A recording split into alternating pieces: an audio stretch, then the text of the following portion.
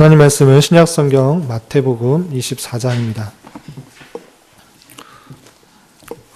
방금 찬송한 것처럼 오늘 말씀의 본문은 주님의 재림의 때에 대해서 많이 나오고 있는데요. 1절부터 51절까지 길게 되어 있습니다. 다 읽기는 시간이 좀 제한이 돼서 마태복음 24장 1절부터 14절까지 말씀만 봉독하도록 하겠습니다. 1절부터 14절까지 함께 봉독하겠습니다. 예수께서 성전에서 나와서 가실 때에 제자들이 성전 건물들을 가리켜 보이려고 나아오니 대답하여 이르시되 너희가 이 모든 것을 보지 못하느냐? 내가 진실로 너희에게 이르노니 돌 하나도 돌 위에 남지 않고 다 무너뜨려지리라. 예수께서 감람산 위에 앉으셨을 때에 제자들이 조용히 와서 이르되 우리에게 이르소서 어느 때에 일이 있겠사오며 또 주의 임하심과 세상 끝에는 무슨 징조가 있사오리까? 예수께서 대답하여 이르시되 너희가 사람의 미혹을 받지 않도록 주의하라. 많은 사람이 내 이름으로 와서 이르되 나는 그리스도라 하여 많은 사람을 미혹하리라. 난리와 난리 소문을 듣겠으나 너희는 삼가 두려워하지 말라. 이런 일이 있어야 하되 아직 끝은 아니니라. 민족이 민족을 나라가 나라를 대적하여 일어나겠고 곳곳에 기근과 지진이 있으리니 이 모든 것은 재난의 시작이니라. 그때 사람들이 너희를 환난에 넘겨주겠으며 너희를 죽이리니 너희가 내 이름 때문에 모든 민족에게 미움을 받으리라. 그때 많은 사람이 실족하게 되어 서로 잡아주고 서로 미워하겠으며 거짓 선지자가 많이 일어나 많은 사람을 미혹하겠으며 불법이 성함으로 많은 사람의 사랑이 식어지리라. 그러나 끝까지 견디는 자는 구원을 얻으리라. 이 천국 복음이 모든 민족에게 증언되기 위하여 온 세상에 전파되리니 그제야 끝이 오리라. 아멘.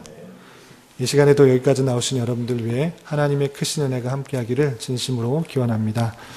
예, 말씀 읽기 본문은 마태복음 24장인데 24장 전체적으로 걸쳐서 주님께서 다시 오실 때 또 말세와 또 주님의 재림의 때에 대해서 어떤 일들이 있는지에 대해서 전체적으로 나오고 있습니다.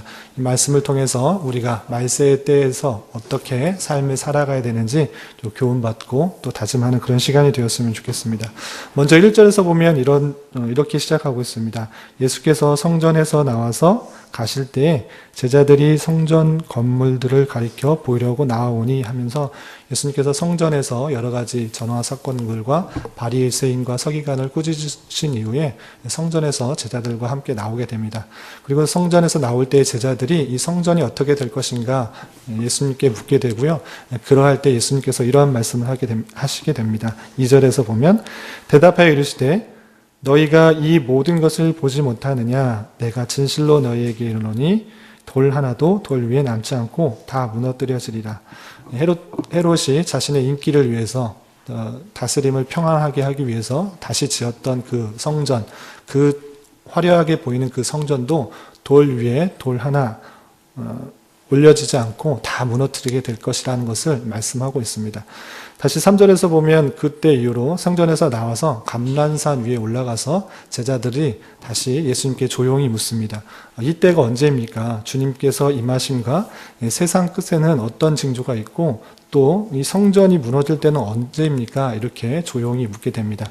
그러할 때 예수님께서 그 질문에 대답하시면서 성전이 무너질 때뿐만 아니라 주님께서 다시 오실 때 종말의 때 어떤 일들이 있는지에 대해서 계속적으로 설명하고 있습니다. 그럼 그 종말의 때 또 주님께서 임하실 때 그리고 성전이 무너질 때를 어떻게 말씀하고 있는지 살펴보도록 하겠습니다. 5절에서 보면 이렇게 표현하고 있습니다. 그때가 언제인가? 종말의 때가 언제인가? 5절 종말의 때에 어떤 일들이 있는가? 5절에서는 이렇게 설명하고 있습니다. 많은 사람이 내 이름으로 와서 내가 메시아다, 구세주다, 재림주다 등 내 이름으로 와서 이르되 내가 그리스도라 하며 많은 사람을 미혹하리라. 주님 주님의 이름을 빙자하여서 미혹하는 일이 있을 것이다 이렇게 표현하고 있고요. 또 6절에서 보면 난리와 난리의 소문, 실제적인 난리가 있는 것과 그리고 난리가 일어나진 않지만 또 난리가 일어날 것이다 라는 그런 소문들이 많이 있을 것이다 이렇게 표현하고 있습니다. 그리고 7절에서 보면 민족이 민족을, 나라가 나라를 대적하여 일어나겠고 곳곳에 기근과 지진이 있을 것이다. 이 말세 때에 이러한 일들이 있을 것이다 이렇게 표현하고 있습니다. 부가적으로 8절에서 보면 이런 일들이 있을 때 이것은 재난의 시작, 말세의 시작이지 끝은 아니다 이렇게 표현하고 있는 것입니다. 그리고 또한 어떤 현상들이 있을 것인가 9절에서 보면 그때 사람들이 너희를 환난에 넘겨주겠다. 너희를 죽일 것이다.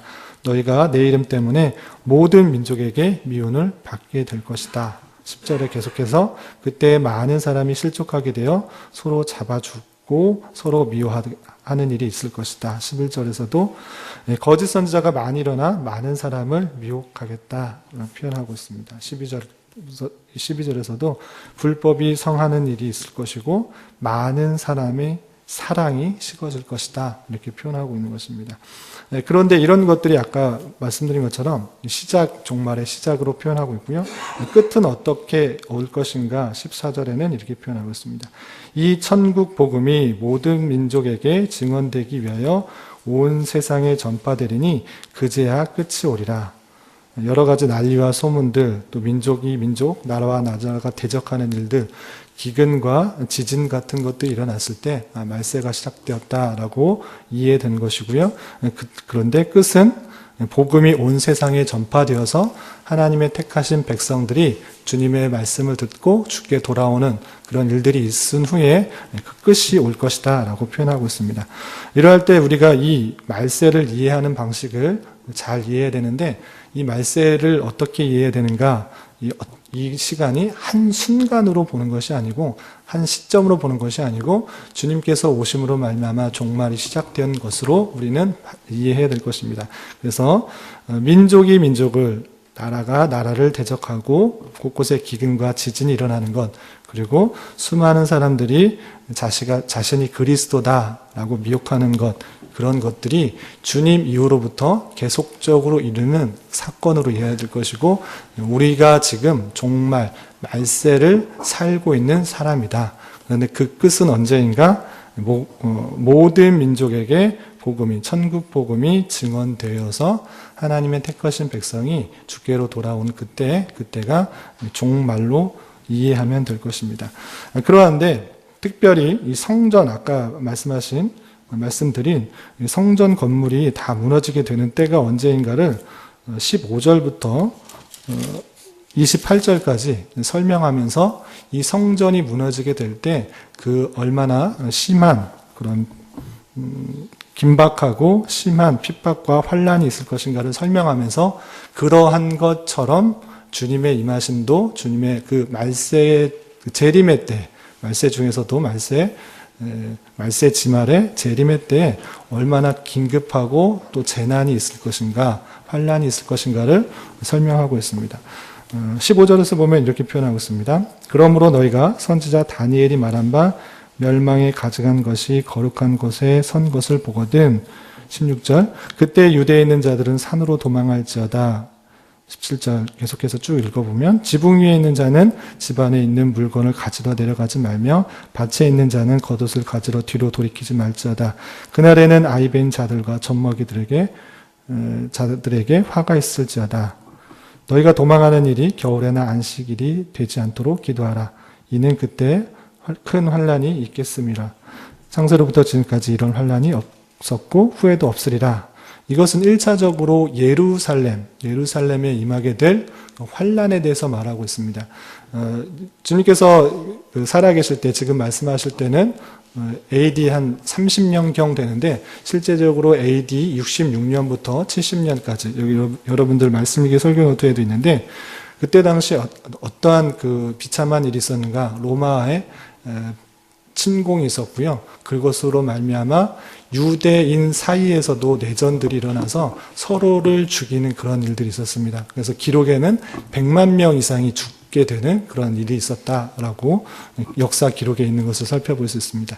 그런 것처럼 성전이 무너질 뿐만 아니라 사람들이 죽게 되는 환란 그런 것들이 있는데 그것을 예표한 것이고 그런 것과 마찬가지로 긴급하게 갑작스럽게 우리나라에게도 6.25가 갑작스럽게 아무런 생각 없이 준비 없이 있다가 전쟁이 닥친 것처럼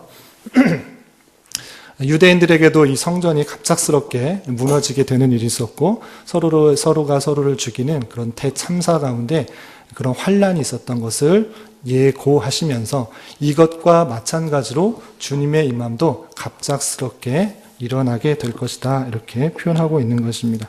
그래서 예루살렘에 임할 환란이 매우 긴박하고 돌발적인 것들을 말씀하시면서 장차 있을 대환란 때에도 또 인자의 임함도 그와 같을 것을 설명하고 있는 부분이 15절부터 28절까지 되어 있습니다.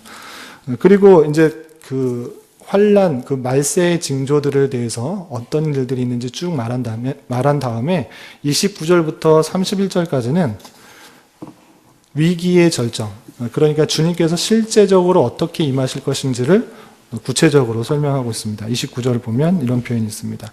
그날 환란 후에 즉시 해가 어두워지며 달이 빛을 내지 아니하며 별들이 하늘에서 떨어지며 하늘의 권능들이 흔들리리라. 이런 표현이 있는데 이것을 두 가지로 해석하는 경우가 있습니다. 실제 1월 성신, 눈에 보이는 해, 달, 별들이 이렇게 어두워지고 떨어질 것이다 라고 직접적으로 해석하는 경우도 있고, 그렇지만 이 요한계시록의 이 별, 또 이런 빛을 내는 것이 떨어진다고 했을 때는 종교 지도자들의 타락과 힘이 없어지는 것, 이것을 표현하고 있는 것들을 살펴볼 때 마지막 때에는 유대의 종교들이 힘을 잃어가는, 자신의 스스로 힘을 낼 수 없는, 자력적으로 힘을 낼 수 없는 그런 일들이 있을 것이다 라고 이해하는 편이 좋겠습니다. 그래서 해가 어두워지며 달이 빛을 내지 아니하며 별들이 하늘에서 떨어지며 라는 그런 표현들은 유대의 종교들이 그 힘을 잃고 종교 지도자들이 타락하게 될 것을 표현하는 것으로 상징적으로 이해하면 더 좋겠습니다. 그러한 일들이 있을 것이다 라고 표현하고 있고요. 30절에서도 그때 인자의 징조가 하늘에서 보이겠고 그때에 땅의 모든 족속들이 통곡하며 그들이 인자가 구름을 타고 능력과 큰 영광으로 오는 것을 보리라 라고 표현되어 있습니다. 주님께서 오실 때 구름을 타고 큰 능력, 영광 가운데 주님께서 오실 것이라는 것들을 보여주고 있습니다. 뿐만 아니라 그때는 31절에 큰 나팔 소리와 함께 천사들을 보내리니 그들이 그 택하신 자들을 하늘 이 끝에서 저 끝까지 사방에서 모을 것이다. 주님께서 재림하실 때 큰 구름 가운데 또 천사들과 함께 나팔 소리와 함께 택하신 자들을 불러오시기 위해서 임하게 될 그 날을 보고 있습니다. 이런 말씀들을 대하면서 그렇다면 우리는 어떠한 종말, 재림을 준비해야 되는가를 살펴봐야 되는데요. 곳곳에서 이런 말씀 가운데, 이런 상황 가운데 성도들이, 하나님을 믿는 사람들이 대처해야 될 자세들을 표현하고 있습니다. 그것을 좀 찾아보도록 하겠습니다. 4절 보면 이렇게 되어 있습니다. 24장 4절에 보면 너희가 사람의 미혹을 받지 않도록 주의하라. 미혹을 받지 않는 것이 중요합니다. 왜냐? 곳곳에서, 도처에서 자신이 그리스도라고 하면서 많은 사람들을 미혹하기 때문에 이 미혹을 받지 않도록 주의하는 것이 좋다라고 표현하고 있습니다. 그리고 또 13절에 이런 표현이 있습니다. 끝까지 견디는 자는 구원을 얻으리라. 말세의 때가 되면 또 주님께서 임하실 재림의 때가 되면 더욱더 예수님을 믿는 것으로 더 많은 핍박과 비난, 조롱, 또 불편, 손해를 경험해야 될 것입니다.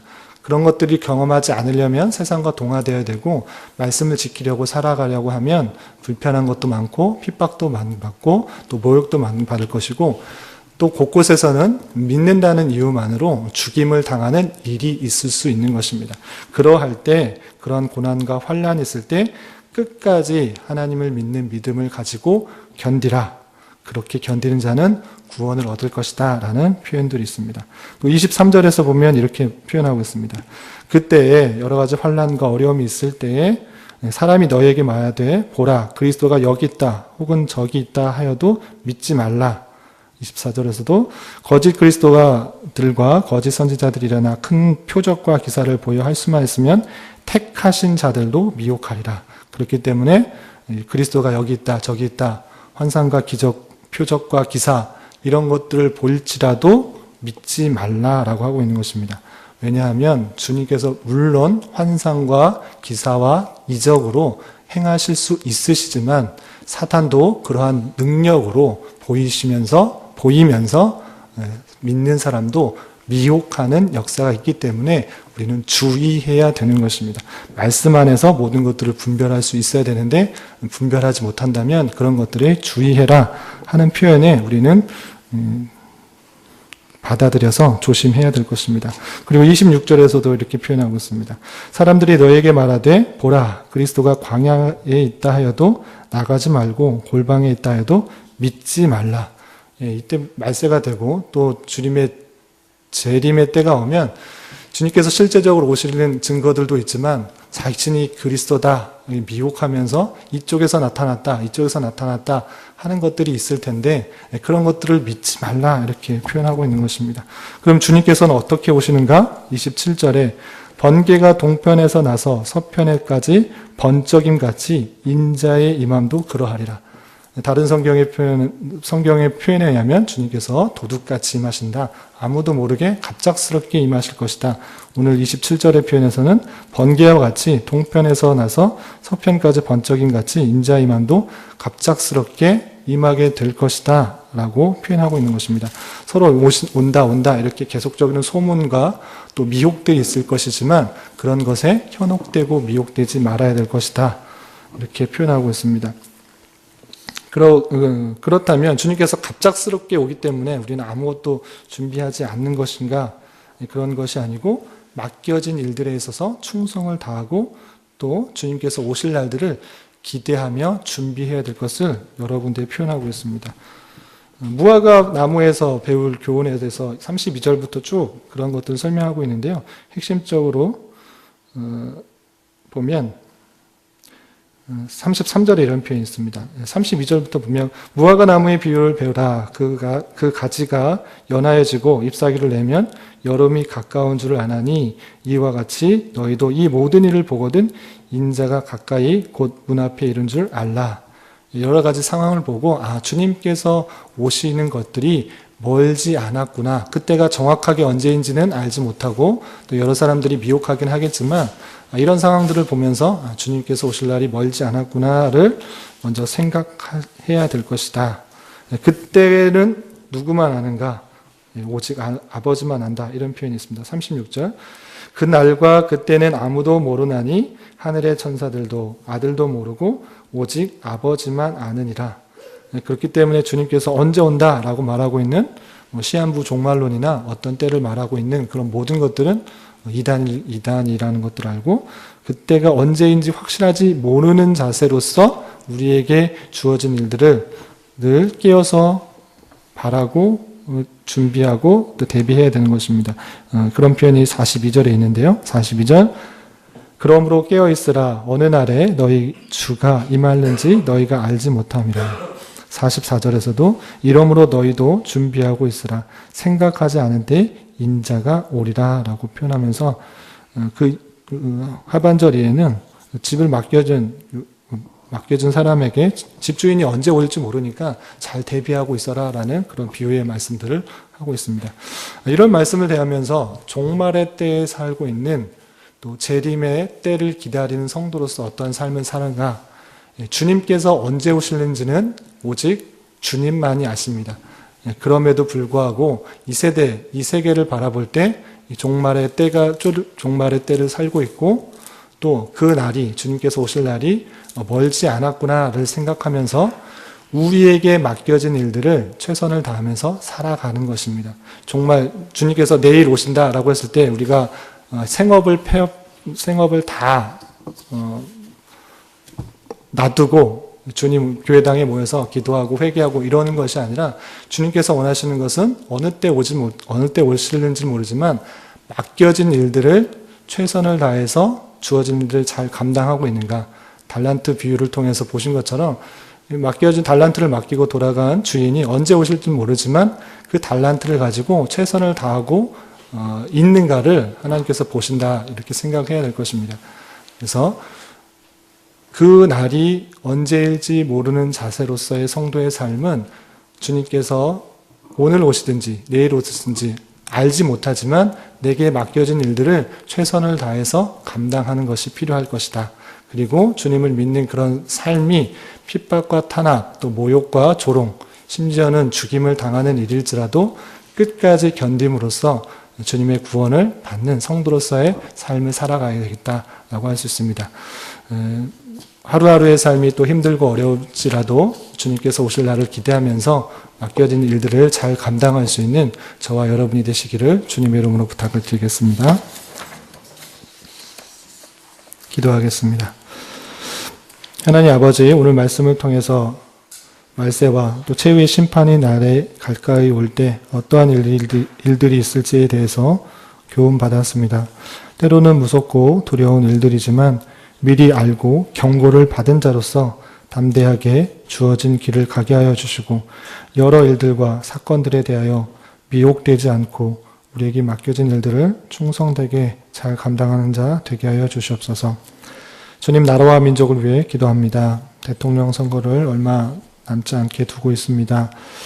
이 나라를 불쌍히 여겨주시고 하나님을 참으로 두려워하며 백성들을 진정으로 위할 수 있는 대통령이 잘 세워지게 인도해 주시고 또한 세워주신 위정자들을 통하여서 이 나라가 온전히 주님의 뜻대로 잘 다스려지는 역사가 있게 하여 주시옵소서. 특별히 이 나라의 교회들을 주님의 선한 도구로 사용하여 주시고 또한 우리 교회도 받은 기회와 사명이 무엇인지를 잘 깨달아 빛과 소금의 역할들 잘 감당하는 교회 되게 하여 주시옵소서. 이를 위해서 앞서 세우신 담임 목사님 영육간에 강건하게 하여 주시며 주님의 말씀으로 주님의 교회를 든든히 세우는 데 부족함이 없도록 인도하여 주시옵소서. 세우신 여러 중직자들에게도 지혜와 능력을 더하여 주시고 겸손함과 충성함으로 맡겨진 일들을 잘 감당하게 하여 주시옵소서. 교회 내에 여러 병약자들이 있습니다. 주님께서 친히 함께하여 주셔서 주님의 선하신 인도하심을 경험하며 평강 가운데 감사의 고백이 늘 넘쳐나게 하여 주시옵소서. 주님, 한 주를 주님 말씀 붙들며 살아가기 원합니다. 각자의 삶 속에서 살아갈 때 주님 인도하여 주심을 민감하게 반응하게 하여 주시고 날마다 부활신앙을 가진 자로서 기쁘고 감사하며 담대하게 살아가게 하여 주시옵소서. 주님, 이 시간 계속해서 각자 간구하는 음성 주님께서 들으시고 우리의 기대와 소망보다 훨씬 더 크게 역사하시는 하나님의 섭리들을 경험하게 하여 주시옵소서. 예수님의 이름으로 기도드리옵나이다. 아멘. 하늘의